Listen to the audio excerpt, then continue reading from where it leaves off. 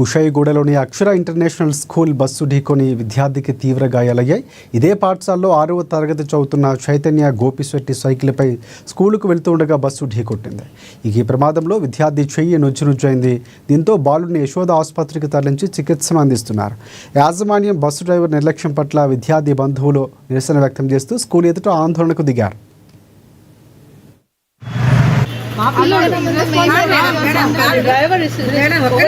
ఇప్పుడు ముందు తగిలి పడ్డప్పుడు సైకిల్ బాబు కింద ఉన్నప్పుడు వెనక టైర్ వచ్చేదాకా సోయి లేకుండా ఎలా ముందుకు బండి మూవ్ చేస్తాడు? అదేంటి నాకు తెలియదు. అదే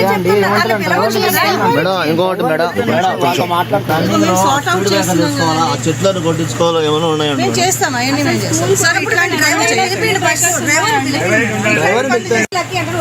ప్రాణమే పోతే తెచ్చిగలుగుతారా?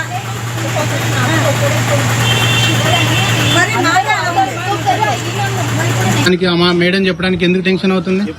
ఇప్పుడు లోపల ఇప్పుడు పేరెంట్ లోపలికి వస్తున్నాడంటే వాళ్ళు షట్టర్ ఎందుకు వేసారు నాకు అర్థం కావట్లేదు. అవును నువ్వు వేసావు కదా, దేనికి వేసారంటున్నా అంటే మిమ్మల్ని అడుగుతానికి వస్తే షట్టర్ వేస్తారా మీరు? ఇవి పేర్కొన్న